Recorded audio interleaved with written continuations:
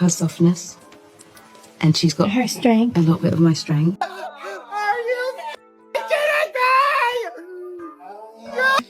Will be possible. Is anyone else just glued to their screens right now? Because the internet has lost its mind again.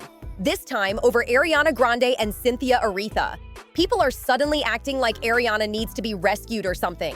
And the comment sections are absolutely chaotic. One tiny clip goes viral, someone slaps on dramatic music, and next thing you know, like Cynthia is controlling starts trending like it's breaking news. What's wild is that this whole thing didn't even start with Ariana herself.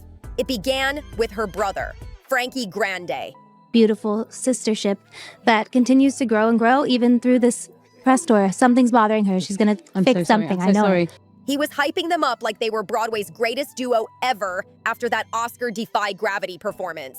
Frankie was literally tearing up on Instagram, calling it the gay Super Bowl, and flooding his feed with posts about how proud he is of them. The guy couldn't stop gushing, seriously. So clearly the people who actually know Ariana aren't stressing about this at all. But the internet?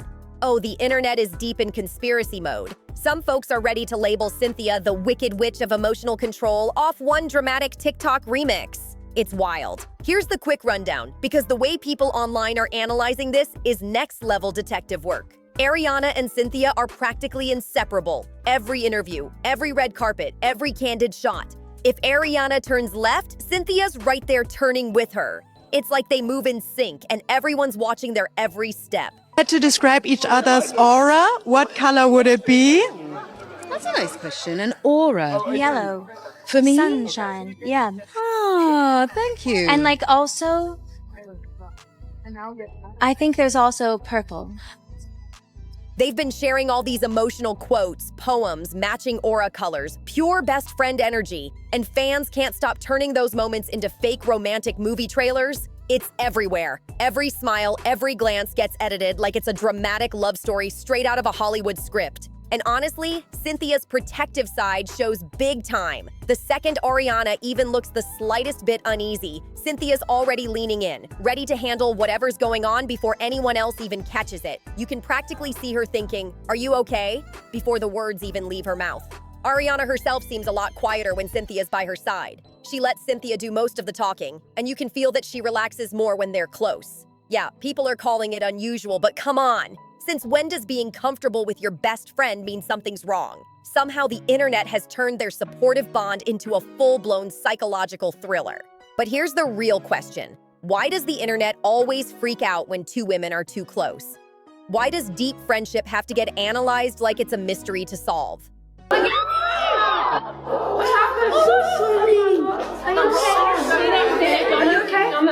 Some connections are just powerful, emotional, and safe, not secret codes or red flags. Fans romanticize every little thing, then twist it into wild theories like it's an episode of some scandal show. It's like people love seeing strong bonds until they can't control the story anymore. Let's not forget the bigger picture here. Ariana and Cynthia are in the middle of celebrating massive milestones in their careers. This isn't just another movie premiere. Wicked is a cultural explosion. These films shattered records, becoming the most successful Broadway-to-film adaptations ever. Both Part 1 and Part 2 pulled in hundreds of millions worldwide, and critics couldn't stop talking about their performances. Sure, some fans argued over whether Part 2 matched the magic of the first, but overall the praise was sky high. And with that level of success comes a mix of pressure and pure joy. So if Ariana and Cynthia seem glued to each other right now, maybe it's not drama, maybe it's just pride. Maybe they're finally soaking in the fact that their shared dream actually worked. That's not control, that's celebration. And about Cynthia, let's get real.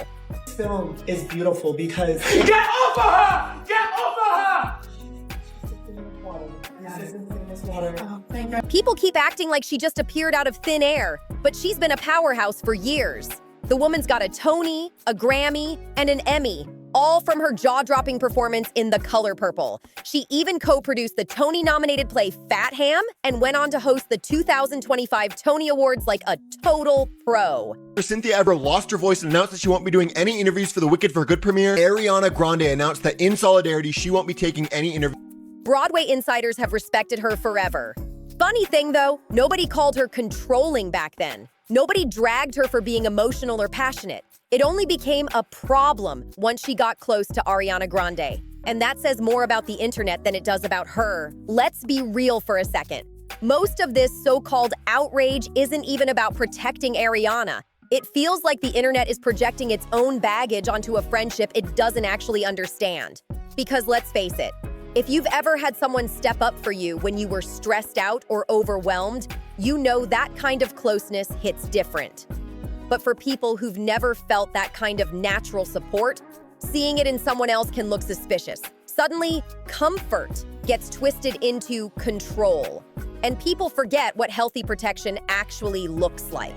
And here's the uncomfortable truth that too many are avoiding. The reaction changes fast when the person showing leadership or strength happens to be a Black woman.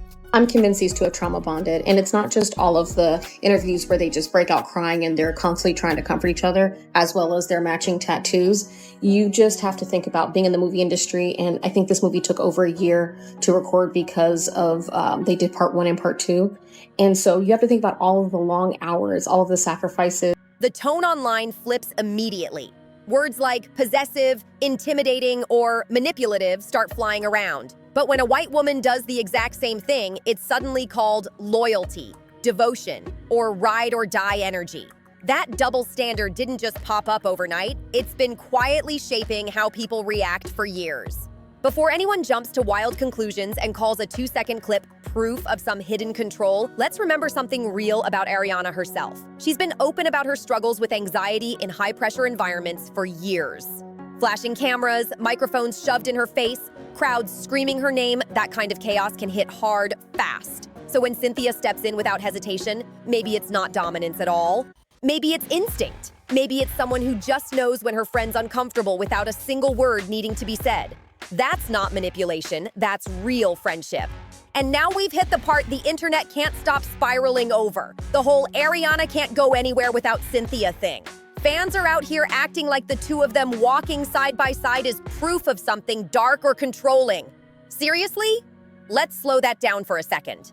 If you were in the biggest press cycle of your entire career, cameras flashing, every move dissected, pressure sky high, and the one person who makes you feel calm and safe was right beside you, wouldn't you lean on them too? That's not dependency, that's smart support. And the funniest part? This entire rumor actually started because both Ariana and Cynthia skipped a few press stops. People instantly assumed drama, but the truth is way more human. Cynthia literally lost her voice. Ariana chose to skip interviews too, standing by her friend while she recovered. That's not manipulation, that's loyalty. Period. The internet keeps missing the difference. And speaking of cancellations, now there's buzz that Ariana might pull the plug on her 2026 Eternal Sunshine Tour altogether. According to reports, she's been feeling drained, overwhelmed by nonstop criticism, and now she's tested positive for COVID. Health should come first, right? But of course, the internet can't resist spinning it into another wild storyline. Head to the comment section and you'll see people saying, "Oh, how convenient. Maybe Cynthia wants her to stay home so no one questions her weird behavior with Ariana." Like, what? Suddenly, everything turns into a secret plot. It's exhausting. The conspiracy mindset is out of control. People can't even accept a basic act of care or a health break without trying to turn it into a headline.